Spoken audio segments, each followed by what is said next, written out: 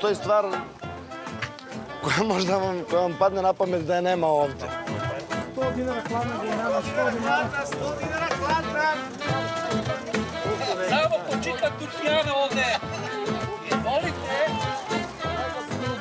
Gledam gde su ti prodavci sa najviše kutija i usmeravam se prema njima. Mada treba dosta strpljenja. Uglavnom nije roba koja je na jednom mestu, da vi sad kao idete u knjižaru pa tražite knjige ili u antikvarnicu pa tražite novčiće, nego treba da se kopa. O tome se radi. Imamo još dve kategorije prodavaca.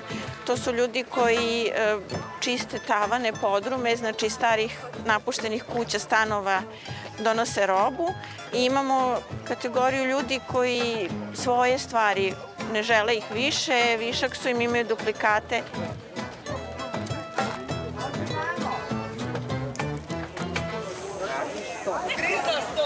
Čija je roba? Ovo sanduk za municiju. Je li vaša roba? Naša. Za knjige, ne?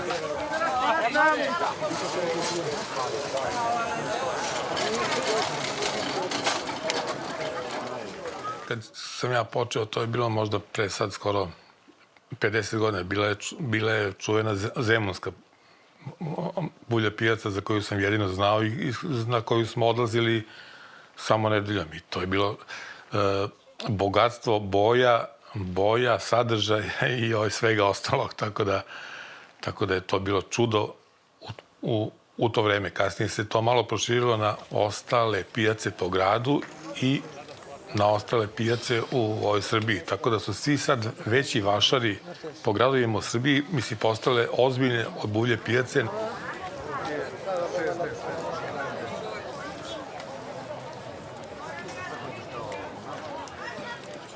Buvljaci su svuda slični, svuda su oni neki fenomen društveni, sociološki i kulturološki i samo je pitanje toga gde se nalaze, šta se na njima nudi konkretno, mislim u nekim kategorijama vrednosti, ko su njihovi kupci.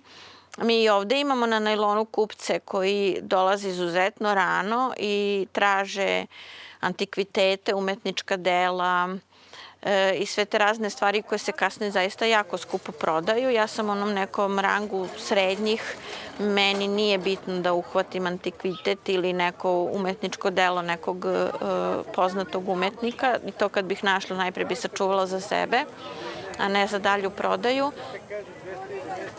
Samo 100 dinara. Evo, kipsim $100. Dobro. A koliko za nju tražite?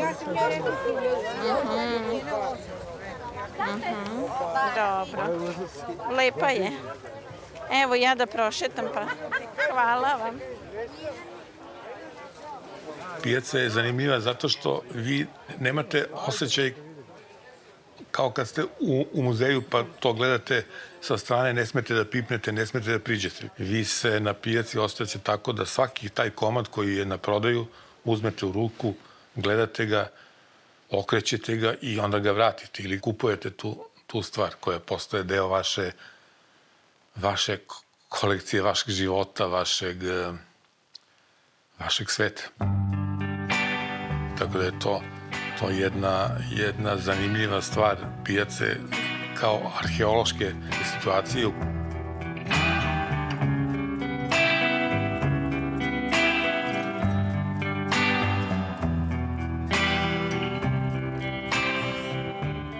Sve je to posledica ideje da što je jednom čoveku smeće, da je drugom čoveku blago i što se jako često ispostavi kao tačno jer se nalaze, ovo je na neki način raj za kolekcionare, jer ovde imamo ljude koji traže, recimo, koji sakupljaju fotoaparate, stare razglednice, stari novac. Takođe imamo majstore koji traže, ovde ima dosta kvalitetnog alata, starog alata, on je obično bolje kvaliteta. Takođe ima dosta garderobe, mada posle buvljaka se dosta garderobe baca, to je verovatno zbog toga što je garderoba jeftina.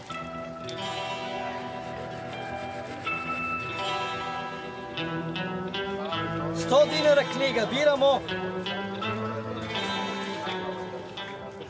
to je čar, verovatno, svega ovoga, što vi nikada ne možete znati šta ćete kada pronaći. Mogu se naći često i porodični fotografski albumi. Nekad prodavci, da bi olakšali savest kupaca, izbace fotografije da im ne bude teško da izbace. Recimo, evo ovdje imamo primer predratnog fotografskog albuma i ostale su 2 fotografije. Od 200 na 100 bijem. Samo zbog kamere 100 dina smo dali. Inače 200.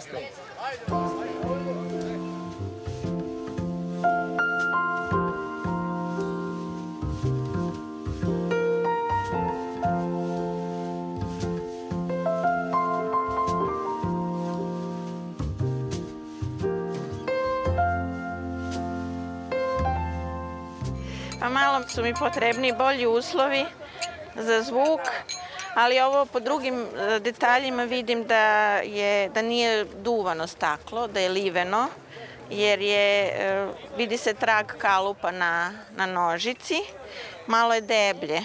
Ovo je, na primjer, mnogo finije, ima brušene površine i ima bolji zvuk.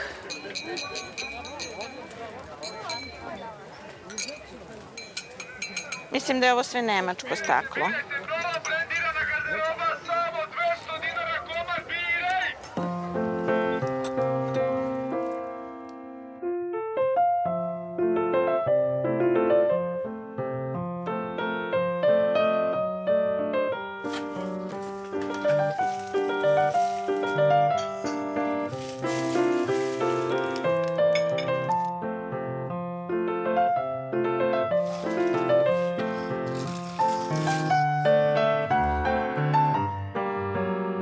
Imala sam prilike da sam pred kutijama iz kojih sama odvijam iz novinskog papira koji je tamo negde iz 80-ih godina pokućstvo, predmete, znači servise za kafu, za ručavanje i slično, što znači da je neko pre 50 i više godina to umotao u papir, ko zna koliko godina pre toga koristio, pohranio u te kutije i sad je te kutije neko našao i doneo kod nas na najlon. Ja sam u stvari počela da se sećam onoga u čemu sam odrasla, a to su bili i češki porcelan, i češko staklo, i poljski porcelan, i kineski porcelan, japanski, tako da sam ja praktično se vratila u neke vreme svog detinjstva i krenula da nabavljam ono sve što mi je bilo zanimljivo. Međutim, po sili prirode ne možemo da koristimo sve što imamo i što nabavimo. Shvatila sam da počinjem da posjedujem viškove toga i da mi možda nešto postaje vremenom manje zanimljivo jer nailazim na nešto drugo. I onda su i društvene mreže došle kao mogućnost da to se pojavi pred drugim ljudima i eto tako je nastala ta priča koju ja sad pričam kao neki home decor art nalog na Instagramu i pokušam da ljudima ne samo kroz predmete koji mogu da vide nešto lepo, već i da čuju malo neku priču u pozadini.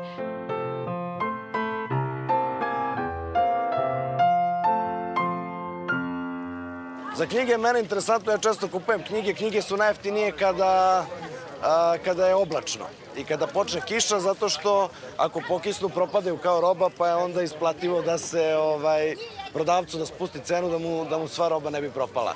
Tako da, eto, postavili ste mi pitanje koja je najvrednija knjiga. Najvrednija knjiga je verovatno ona koju ste spasili od kiše, da ne propadne i da ne završi u kontejneru. Mogu da se nađu predratna izdanja, evo edicija Srpski pisci, od pre Drugog svetskog rata. Sad postoje kolekcionari koji gledaju da sakupe cele serije. Knjiga nije u najboljem stanju, ali s obzirom da je pre Drugog svetskog rata, da ima jedno 70-80 godina, da je 80 godina, može da bude interesantno za kolekcionare. I stvarno ima egzotičnih knjiga, evo imamo ove indijske epove, pravoslavlje i religija budućnosti, stručnu literaturu,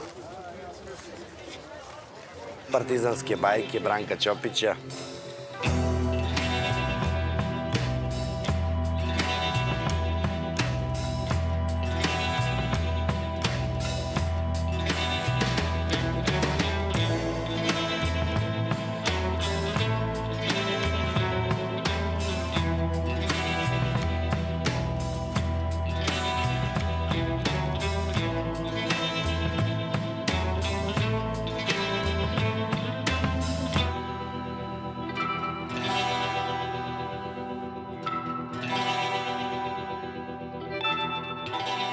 Ta jedna priča je zanimljiva, eventualno, na primjer, o tom radu koji se zove Čas anatomije, koji se sad nalazi u Muzeju revolucije, pored Titovog groba. To je u određenom trenutku 90-ih, kada su plate bile 1, 2, 3 marke, na jednom otpadu na Zrenjanskom putu sam, koji je bio zadužen za reciklažu stvari iz tih vojnih i državnih ustanova. U određenom trenutku se pojavilo 2 tone isečenih Titovih bisti, koje su onako bile potpuno fascinantne, i to su bile biste naših najvećih umetnika, vajara, kao što su Augustinčić, Dolinar, Boris Kalin i ostali. Imao sam neku malu ušteđevinu koja je u odnosu na plate bila puta 500 na primjer, i onda sam morao u trenutku da odlučim šta ću da radim. Odlučio sam da to kupim i onda je to stajalo jedno vreme dok se to nije složilo u izložbu koja se nazvala Čas anatomije.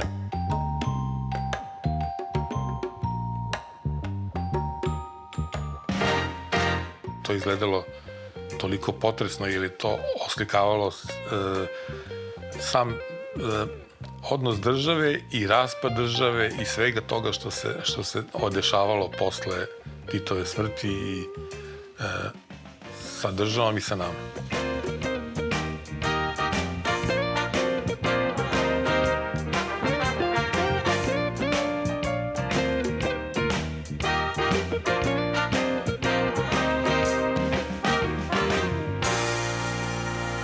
Buvljak je na neki način groblje ideja i popularne kulture. Kada neki režim ili ideologija propadne ili kada se vlast promeni, najduže ostaju na Buvljaku još neko vreme. To su odjeci i zato kažem da je na neki način groblje ideologije i znak političke smrti. Tako je, recimo, posle pada Miloševića dosta bilo Miloševićevih slika, naravno. Ali, recimo, eto, što je režim bio snažniji, to se duže prodaju njihove slike, te Titove slike i biste i dalje možemo da nađemo. Ljudi su to uporno čuvali.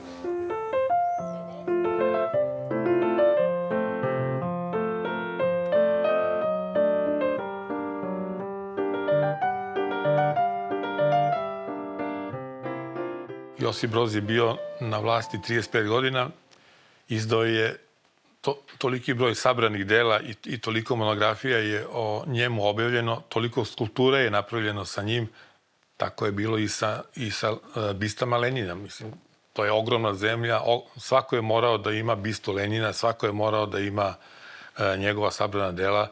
I sad, mislim, nisu svi to spalili istog trenutka, tako da je to dolazilo nekim kanalima, na kraju dođe do pijace.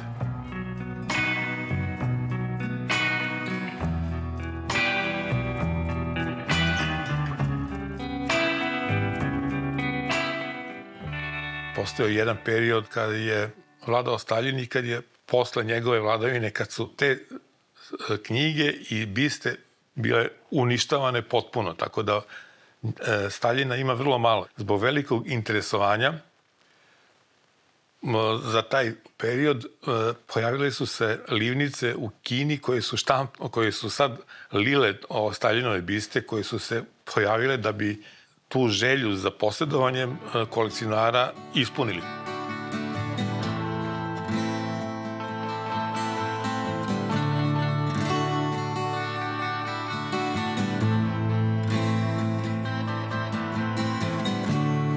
Promena koje su nam se izdešavale zadnjih 30 godina i od možda negiranja, pripadanja Jugoslaviji i svemu ostalom, uz čitav taj neki talas jugonostalgije, mi imamo sada poplavu ex-ju pokućstva na tržištu, gde zaista ima fantastičnih primeraka. Prvo, Jugoslavija imala fantastičnu industriju stakla, porcelana, tekstila i mnogih drugih uređaja, aparata, sitnih, kućnih. Tako da je sada odjednom se pojavio veliki talas ponude toga. Mnoge stvari su, čak da ne kažem kultne, ali tu su negde na granici da je jako važno naći tipa staklo koje je dizajnirao Dragan Drobnjak i koje je proizvedeno u fabrici stakla u Prokuplju. Koliko ljudi uopšte zna da je postojala fabrika stakla u Prokuplju, ali sada je to jedna od jako in stvari.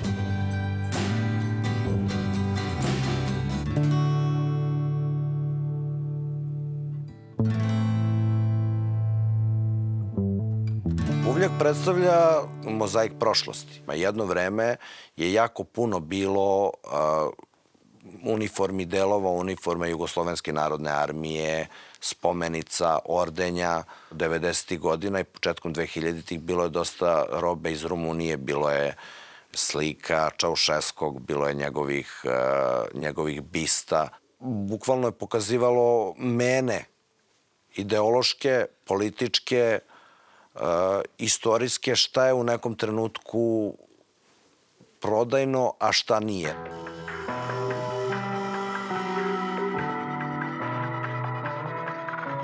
Zvezda petokraka koja je stajala na zgradi predstavništva gde je Vučić predsednik, tu petokraku je bila skinuta u vreme Borisa Tadića.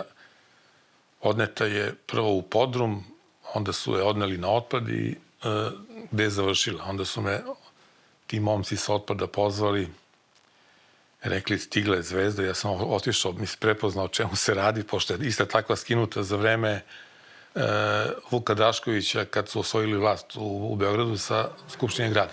Bila izložba u aprilu članova ULOS-a, čiji sam član, i onda sam ja u okviru sekcije prošlenih medija to izložio i taj sam rad nazvao Pala zvezda, pomisli želju.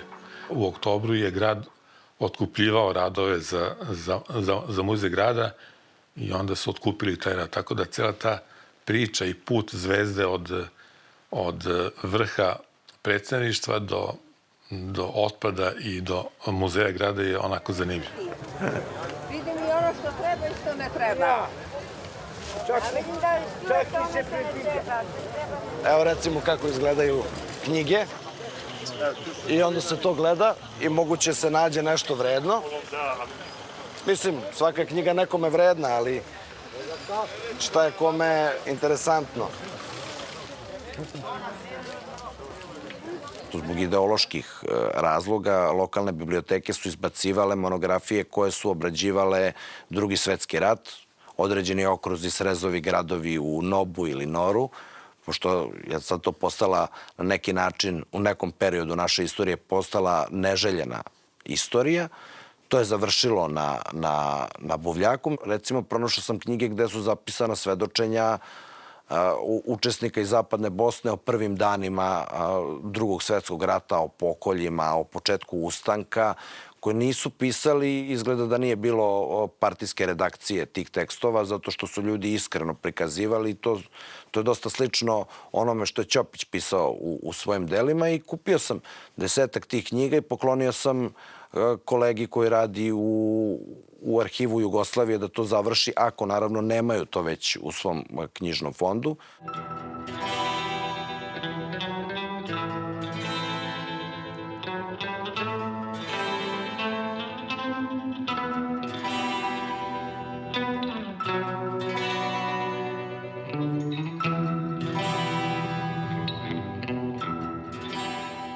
Apoteka koja je bila apoteka u vladi Srbije, koja je služila za lekove za ministre, onda je ta vlada bila bombardovana i izađena iz ruševina, ali sve zajedno, onda kad se očila prašina, onda su se videli od kojih bolesti je bolevala vlada, tako da mi je to drago.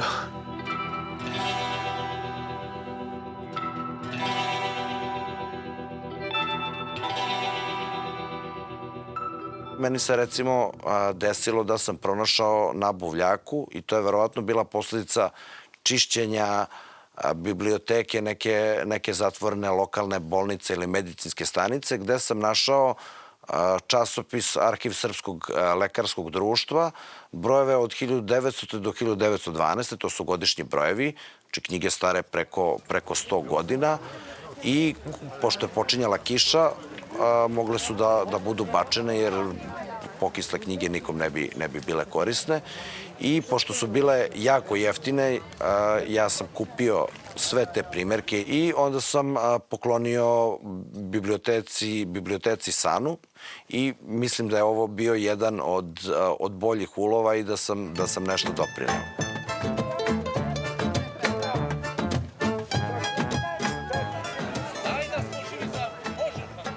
Sve od umetničkih dela pa do ovakvih stvari ima svoje falsifikate i duplikate, tako da ako želimo zaista da nađemo nešto dobro kvaliteta, na primjer ja učim da čitamo žigove na porcelanu, vidim da je ovo bavarski porcelan, njega u suštini najviše ima na našem tržištu, jer je to nešto što se i u naše stanove donosilo puno, a i prosto nemačko tržište je najotvorenije.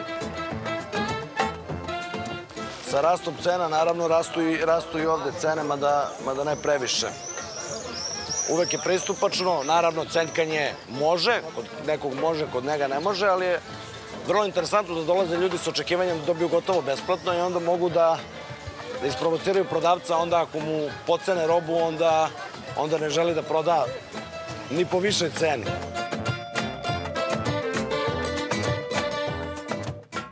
Da pokažem ovu glavu koja je služila za testiranje gas maske. Ona je urađena tako kao da ju je radio najveći ruski vajar Arhipenko, na primjer. Sama po sebi je to potpuno fantastična skulptura.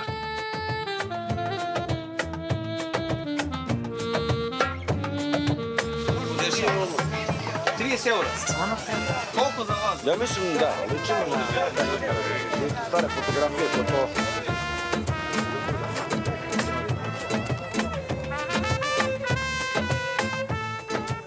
Ono što je zajedničko svima je da se ljudi to okupljaju puno i oko hrane i pića i to je zanimljivo da su ti buvljaci prosto neki festivali druženja. Mislim da svi negde manje više liče jedni na druge. Samo je, eto, kažem, podneblje i jezik kojim se govori na mestu gde se nađete drugačiji. Buvljak predstavlja neku vrstu limba, što je jednom čoveku bezvredno, drugom je dragoceno, a i generalno za društvo i za kulturu su neke stvari koje se mogu naći na buvljaku veoma važne. Svi najveći ljudi, najveća dela završena na buvljaku.